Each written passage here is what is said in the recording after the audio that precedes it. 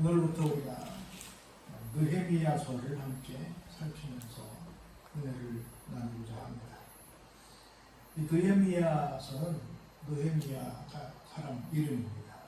느헤미야가 썼다고 그래서 느헤미야 이렇게 명명하고 있습니다.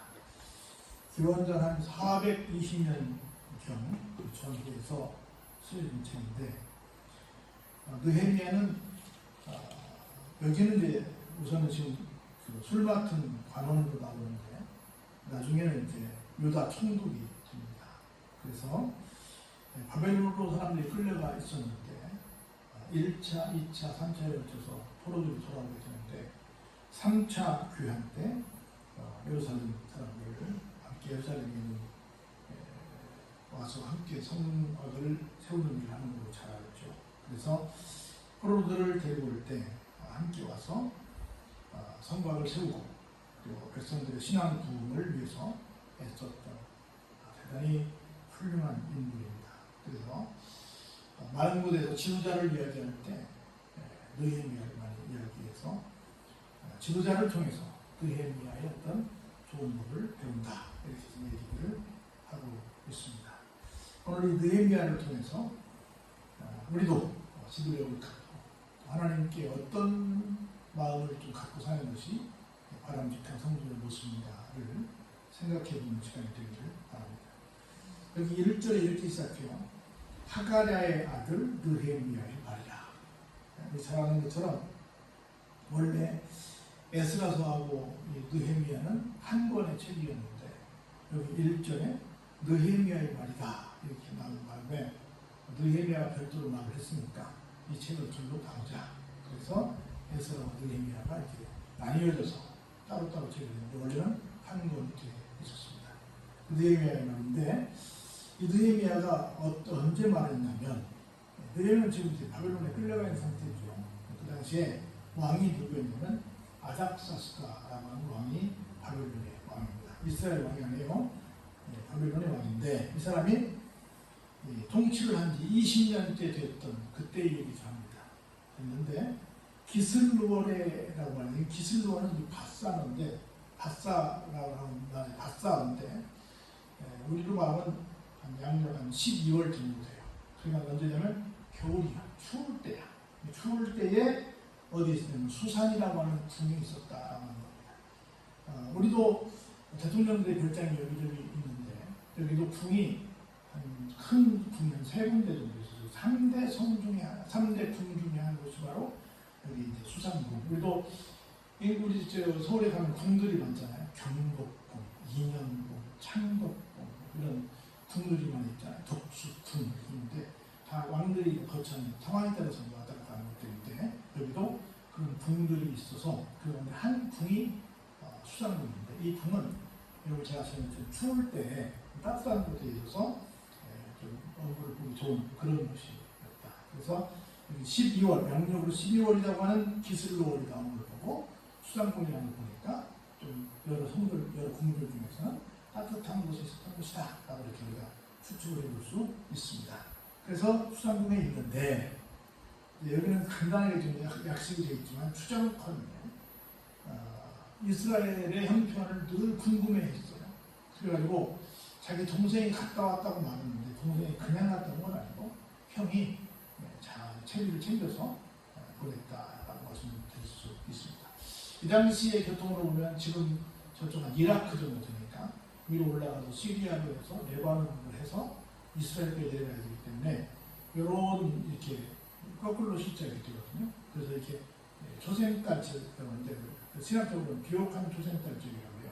그래서 바로는 못 건너고 위로 올라가서 내려오는 현재 이라크라고 나라 유프라테스 티그리스 있는 그쪽 부분에서 이렇게 위로해서 올라오는, 나라로 말하면 이라크, 위로 올라가면 이제 시리아, 이쪽에 가면 레바논, 이쪽에 가면 이스라엘, 이쪽에 가면 요르단인데 이렇게 건너오는 그런 상황이에요. 그래서 편도 그 당시 교통수단은 거의 3개월 정도는 걸리지 않았어요. 그래서 왔다 갔다 하는 시간만 해도 반년은 걸렸을 것이다. 또 가서 또 봐야 되니까 그런 정도의 보는데 그런 심부름을 자기 동생한테 시켰어요. 그래가지고 형제들 가운데 하나인 하난이라고 하는 자기 동생과 또 이제 혼자 보내면 또 그러니까 두어 사람을 같이 짜고 그래줬는데 그 사람들이 함께 유다에서 이제 유다 상황을 파악하고 돌아왔어요. 돌아와가지고 이제 보고를 합니다. 야, 갔다 왔더니 어떻더냐? 물으니까 이렇게 말합니다. 내가 그 사로잡힘을 면하고 남아있는 유다와 예루살렘 사람들의 형편을 물은즉, 사로잡힘을 면했다는 거예요. 사로잡힌 사람들은 지금 포로로 끌려갔고, 거기 포로로 안 끌려온 사람 거기 있잖아요. 그 포로로 안 끌려온 지금 본국에 남아있는 사람들하고 형편을 어떻게 묻습니다. 그랬더니 그들이 내게 이르되, 그들은 누구예요? 하나님하고 동생 친구들입니다. 이렇게 말해요. 사로잡힘을 면하고 남아있는 자들이 그 지방 거기에서 큰 환난을 당하고 있습니다. 그리고 능력을 받고 있습니다. 뿐만 아니라 예루살렘 성은 다 허물어져 버렸고 성물들은 다 불타버려가지고 아무나 살란다 나가고 마음대로 와서 이스라엘을 괴롭히는 그런 일이 지금 본국에서 수도에서 지금 생기고 있습니다. 이렇게 이제 보고를 하게 됩니다. 이 말을 듣고 이제 느헤미야가 어떻게 한번 보시기 바랍니다. 내가 느헤미야 이 말을 듣고 앉아서 어떻게 울었어요. 수일 동안 울었어요. 슬퍼하면서. 그러면서 하늘의 하나님 앞에 뭐 했어요? 금식하면서 기도했어요. 이 말을 듣고. 그러면서 뭐라고 기도했냐면, 아까 우리 함께 읽었던 말씀인데, 이르되 하늘의 하나님 여호와 크고 두려우신 하나님이여, 주를 사랑하고 주의 계명을 지키는 자에게 언약을 지키시며 긍휼을 베푸시는 주여 간구합니다. 그렇게 말했어요. 하나님을 향해서 하늘의 하나님, 크고 두려우신 하나님. 어떻게 보면 지금 객지에 와서, 타양에 와서 특히 노예로 끌려와가지고 또 그런 믿음이 별로 좀 없을 수도 있어요. 근데 끝까지 그 믿음을 갖는 거예요. 정말 하늘, 그리고 크고 두려우신 하나님, 그곳에 계신 하나님, 온전한 신앙을 지금 하고 있는 걸 보면서 어떤 상황에 있어도 정말 신앙은 저버리지 않는다 하는 것을 볼 수 있습니다.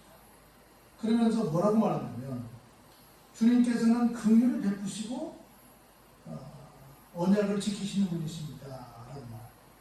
언약을 지키시는 하나님, 긍휼을 베푸시는 하나님. 어떤 사람에게? 주를 사랑하고 주의 계명을 지키는 사람.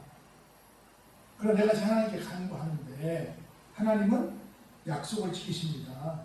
하나님은 긍휼을 베푸십니다. 어떤 사람에게? 하나님을 어떻게 해요? 하나님을 향해서 사랑하고 하나님의 계명을 지키는 사람. 그 말은 무슨 말이에요? 하나님 내 기도를 들어응답해 주세요. 왜냐하면 내가 지금 하나님을 사랑합니다. 하나님의 계명을 내가 지킵니다. 그런 사람이기 때문에 언약을 지키시는 하나님, 긍휼을 베풀어 주시는 하나님, 이 시간 제 금식 기도를 들어주세요라고 기도합니다. 우리가 무조건 기도할 것이 아니라 기도를 할 때마다 하나님, 나는 하나님 사랑하잖아요. 하나님 내 계명 지키잖아요. 그러니 내 기도를 들어주세요라고 말해야지.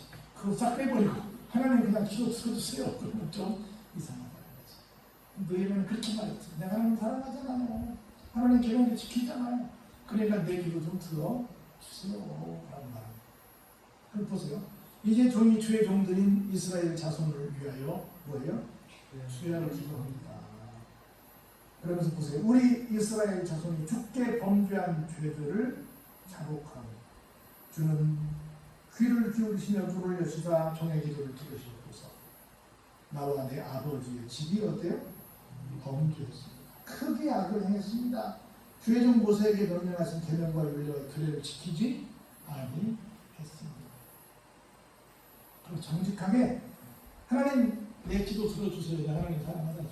하나님 내가 하나님의 계명을 지키지 않습니다. 들어주세요라고 말은 했지만 동시에 뭐라고 말하고 있어요? 하나님 앞에 우리 죄를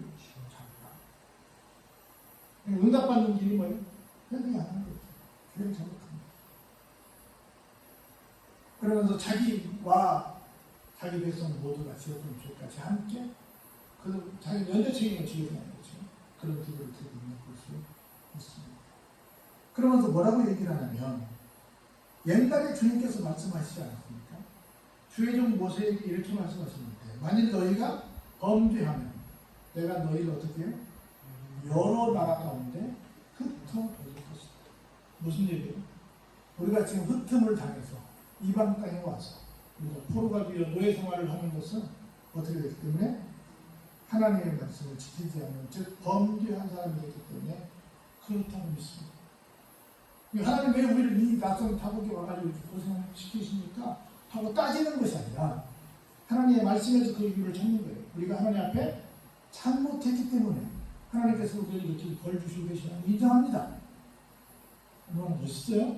인정해요. 그런데 보세요. 만일 내게로 돌아와. 여기 내게 하나님입니다. 만일 비록 흩음을 당했을지라도 하나님께로 돌아와서 하나님의 계명을 지켜 행하면 어떤 약속을 하나님께 하셨어요?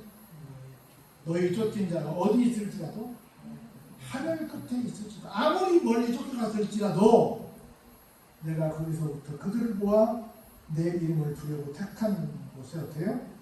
돌아오게 할 것이다. 하신 말씀을 좀 뭐 하세요? 기억해 주세요. 우리 잘못해서 이렇게 먼 나라까지 와서 생고생하고 있는 거 압니다. 알아요. 죄송해요. 그런데 다시 하나님의 계명을 지킨다면, 다시 돌아온다면, 돌아와서 하나님의 계명을 지킨다면 어디 있을지라도 하늘 끝에 있을지라도 다시 돌아가게 해주시겠다고 약속하셨잖아요. 누구를 통해서? 모세를 통해서. 그러니까 지금 어떻게 해요? 우리 깨닫고 회개하니까 돌아오게 해주세요 라고 얘기를 합니다. 그래서 이들은 주께서 일찍이 큰 권능과 강한 손으로 구속하신 주의 종들이요 주의 백성입니다. 이 사람들은 그냥 이렇게 벌받고 끝날 사람들이 아닙니다. 일찍이 큰 권능과 강한 손으로 구속하신 사람들이요. 어디서? 외국 땅에서 하나님의 강한 그 권능과 강한 손으로 그들을 건져줬잖아요. 그리고 하나님께서 그들의 죄를 다 용서하신 구속하신 주의 종들입니다. 그리고 주의 백성들이에요. 이 사람들을 그냥 잘못했다고 여기서 그냥 하양살이 하다가 여기서 끝나게 해주실 겁니까? 하나님 그러시면 안 되시잖아요.